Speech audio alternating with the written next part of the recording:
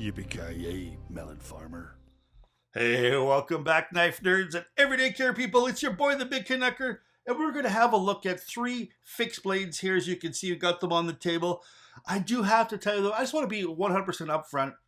I am not doing like the bushcraft that I have in the past. I ended up having some major surgeries on my foot. I don't have the mobility that I used to have. My camping in the backwoods has gone by the wayside. I'm more glamping now than camping. So I'm not going to take these knives and put them to their paces as much as I had in the past. But you know what? I've always wanted to get some of these. And so I got them in my pocket. I got them in my hand. I wanted to check them out. And I just kind of want to go over them with you. They are going to be heading down the road too as well, just to make some room for some other things that are coming. What we have here is we've got a K-Bar USMC with black on black with the Kydex sheath. We've got ourselves a Benchmade 200 Puko right here with the Ulti clip, and then we've got a little Bull and Trout 154 cm. It can be a neck knife. I've got a second sheath that comes with it that is kind of the guy that I ended up doing a little bit of a trade with it.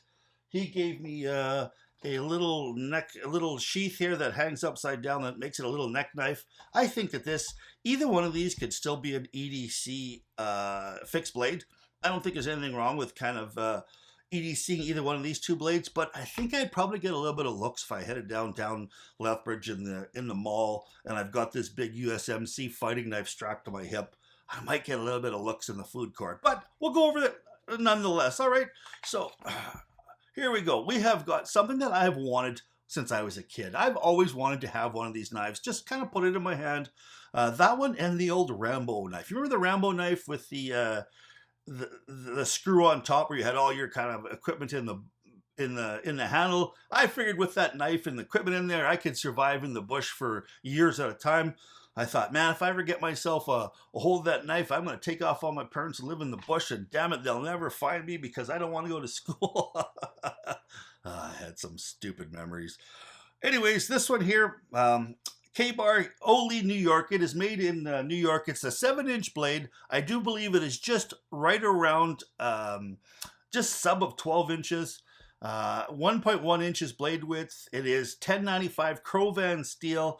Now the original one had stacked leather discs here. This one here is kind of a I'm not sure what exactly this is, but it's like kind of a hard rubbery substance. It just seems like it seems like it's got some one of those materials that once it gets a little bit wet, it still retains its grip. I don't think I'd have any problem with that. Nice big guard on it. Of course, it's got the blood groove. It's got the swedge on top. It used to come with a sharpened swedge. Not anymore. And I would imagine because, too many guys are cutting themselves. I guess having that sharpened swedge was something that you want to do if this was a true fighting knife and your life depended on it. I just thought that these were the absolute balls of the tits when I was a kid and I wanted to have one. And now that I've got one, it's just too damn bad that I won't be able to use it too much. Now, it looks like, I'm not sure what the material is on here, if it's like a DLC coating. I've heard kind of mixed things about this. I mean, you've got yourself Crovan 1095 steel, which is absolutely tough as hell, but you've got yourself a rat tail tang, which I think that I would wish that this knife had happened to have a little bit thicker of a tang kind of right through. I think it would make the knife a whole lot tougher. I've seen some reviews out there that people have snapped these in half. The Dutch bushcraft guys, they took them and hit them with a baseball bat and it bent right in the center. But why are you going to hit a knife with a baseball bat? I just don't get it. But that's just something to be cognizant of. Now, the blade itself is made in the USC, Orleans, New York. But the actual Kydex sheath here happens to be made in Taiwan. So it looks like they kind of ship them through. It's got some good, it locks in place really well. A little bit rattly. It's not something that I want to be sneaking up in a trench with or anything like that in this rattle. But you know what? It keeps it in. It's not going to fall out. It's got the secondary clip on here, this little snap to stop it from, falling out. If you've got it attached to a pack and that your pack happens to go upside down, you don't have to worry about it kind of heading anywhere. There is all sorts of different ways that you can mount this. You've got some different mounting holes, mounting slots. It just seems like it's an excellent, you know, it just seems like it's one of those knives from our past that still will do a good job. Your average kind of weekend warrior guy's never going to go wrong with having a K-bar USMC. But there are far better options out there for the money, I think, out there in the land and in the world. And this one here is going to go down the road. Somebody else will want this. Somebody else will love this. Will be just like me when I was a kid. I wanted to have one, and they'll want to have one to put there in their own pocket. Next one here we've got is the Benchmade 200 Puko. It happens to have the Ulti clip on it, which is a neat little clip that can, where you can kind of tuck this in your pocket. Your jeans will go in there. And then when you snap that down, it gives you a really, really excellent retention. And then you can just take this and pull it out, and you don't have to worry about the rest of this coming out of your pocket. A little bit of a bulky EDC for your jeans pocket, but still, Benchmade has done a really, really good thing with this. Now, this one here, I did do a little bit of kind of fiddling around at my campsite with. It's got 3V steel on it, which is excellent. The overall length on this one is 8.25 inches for the whole thing, 3.75 inches. Now, the blade width is 1 inch, and it is a high Scandi grind with a secondary bevel on the bottom. So it's not kind of a true Scandi. You can make it into a true Scandi if you want, but this one here happens to be quite sharp. I actually just gave this a little bit of a touch up on a diamond stone, and it came right back up. Now, 3V, CPM 3B is not super edge holding forever, like things like Maximum. But I mean, if you've got S30V, S35VN, things like that, have got a little bit better edge holding, but the 3V is tough as hell with still really, really good edge holding, quite a bit better than than the 1095 Crovan. So not quite a super steel, but still in fixed blade, and that's something that's really weird. I gotta kind of go over. On all my folding knives, I did not want to have the Demco 80-20.5 in the 3V steel. I was just not a big fan of it in a folding blade. In a folding blade, edge holding ability is really, really important to me. Whereas in a fixed blade, toughness, I think, over edge holding ability is better. So while I say this is a fantastic steel for a fixed blade, on a folding blade, it's not as good. And it's just one of those things. Where I kind of picked that up, I'm not 100% sure, but that seems to be kind of my own opinion. It is made by Benchmade, of course. It is a drop point here. They've got a satin grind. It is now the handle here is 4.5 inches, and it is, again, it's got this kind of neoprene. They call it santoprene. But it is one of those materials that as it gets a little bit wet, it gets a little bit more sticky. Now, you don't have a guard here, and that's the kind of classic Puko design. And that's to kind of, to utilize all this entire blade. I think if you've got a guard in there, it doesn't allow you to choke up as much and kind of integrate with those kind of bush crafting things. Like if you've got like this big crazy guard in there, it's awfully hard to kind of get over into those tight, fine knife skills that you need to do. Where a Puko is so nice that you can slide your thumb up and down. You're doing some, bushcrafting, or if you're doing some processing an animal. I don't think that guard, because I mean the guard is there if you're going to be doing lots of thrusting and fighting, like something like this. Then that way your hand won't slide up. But when you're doing that fine bushcraft, or that fine kind of, cutting the beehole out of a deer, you not really want to have that kind of guard that's in the way. Now it's fairly chunky at 4.5 ounces.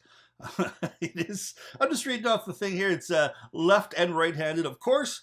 I haven't seen a left-handed Benchmade Puko. It is, of course, a fixed blade, the 200, and it is USA. It is a camping, hiking knife, and I just think it's excellent. This one here happens to have a really, really nice Kydex sheath. It is a lot quieter than, say, something like this. The edge retention is quite good, or the holding retention is quite good.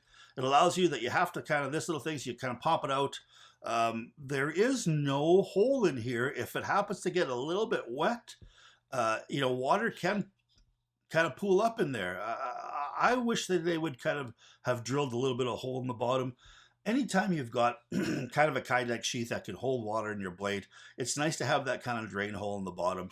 even though something here like CPM 3V is, it's rust and stain resistant, but it's not going to sit in salt water for years and years without any damage. So I wish they kind of had one of those, but I mean, excellent little knife. Really, really like that. Now the next one here, I just got. I did a little bit of a trade. This one here happens to be the Tops Bull and Trout, and it is a great little fixed blade here with burlap micarta on it. It's a small knife. It can be used as kind of a EDC carry. It can be also used as a neck knife. I think it can be thrown as kind of a pack knife. But this one here, I really, really like this. Oh, and the fact here, the one thing here that I liked about this too as well is it's got the lanyard hole. I'm going to put a lanyard on there because I love lanyards and knives. This one here doesn't have it. It's got the little pommel with the pin on it. But what can you do if you need to lash it onto something? I suppose that you can. But back to this little Tops Bull and Trout. It is overall 6.3 inches long. Blade length is 2.75 inches. So it is a little kind of a small knife. It's got a 2.75 inch cutting surface here. Now, I have to wonder that. They measure, I don't know what they measure from here to there, 2.75 inches. This obviously looks smaller, but they're not taking into account this curve. So that curve may make up that extra 2 points, that extra kind of, what do you call it here? That extra, say, quarter of an inch that you're losing in the length. You've got that little bit of a curve, so that's the cutting edge. It is 154 cm, 58 to 60 cryo-treated steel. So it is, again, excellent heat treating, but not, super, it's not super stainless.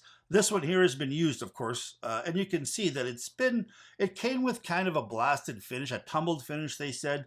And over time, this sheath here, this is the one here that's a gentleman who I ended up trading a flashlight for it.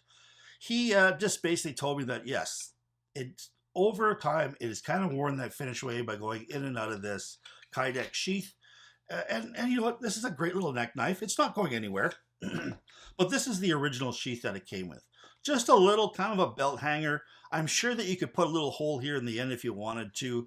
A couple of holes here, rivets, lashed to something. Or, stick it in your pocket. It doesn't have the super greatest retention on it. But you know what? Getting this wet and kind of putting some weight on it would kind of, I think, get that leather a little bit tighter and, stop it from doing that sliding out, because it will slide out, no problem. Now, the designer here is a gentleman by the name of Martin Murillo. I'm not exactly who sure that fella is. I am not a huge fixed blade master, but this one here looks like just an excellent little knife. It is, a bird and fish processing knife, and I would imagine game too as well. Give me 1 second here, guys. All right, so burlap micarta, tumbled finish, 154 cm, excellent little jimping here on the back, and just the ability to kind of choke up on there. I mean, this is a really, really fine knife that you've got great control over. I mean, this is not going to be any super self-defense knife or anything like that, but I can see that you could take this, stick this in your pocket and EDC this, or even on your kind of being a little bit of a belt hanger. I would feel safer having this tucked inside my jeans pocket than hanging on my belt, just based upon the retention here, which is not super good. Not super good at all. Now, yeah, I think I might just take this, and just to give you guys kind of an idea, I think what I might end up doing with this is I might end up taking some sandpaper, and I'll pull these burlap micarta things off here. I'm going to sand this down and give it kind of a brushed finish, I think. I'm going to really soak these here in some degreaser and kind of get this thing back to brand new. I think I'll probably try to polish off this black on there, and I'll give these kind of a heat-treated finish. And you know what? You can have a look at this, and then I'm going to do a little bit of work to it, and I'll probably do a video on this just to show you kind of how I made out. But I just think it's an excellent little group of fixed blade knives here, and I'm just having a little bit of a fun here with them. Now, just to give you the price here, these ones here are $104 US. You can get that off of kbar.com. This Benchmade Puko, $162 US off of, let's just say here, Blade HQ. And this Bull Trout here is on the Topps website. They've got it at $225. That's their MSRP. I would imagine they're probably, I think I've seen this on Amazon for $199. And hey, is it worth it? I don't know. I haven't had a chance to really use this yet. It's got an excellent little edge to it, and I know that CM154 can take a razor sharp edge, but time will tell. I think this Benchmade Puko is an excellent little knife, and I was going to sell it. I still might. I'm not 100% sure. I think I might still try to EDC it a little bit more. I just think it's an excellent little knife, and I've always liked the Benchmade fixed blades. For some reason I like it, but I think I'm definitely going to have the K-bar head down the road. So if you're interested in picking this up, just send me a message, and we'll figure something out. All right. Hope you guys enjoyed having just a quick look at 3 different fixed blades. And I want you guys to please stay safe out there. Please keep your stick on the ice, the shiny side up. This is the Big Canucker saying adios.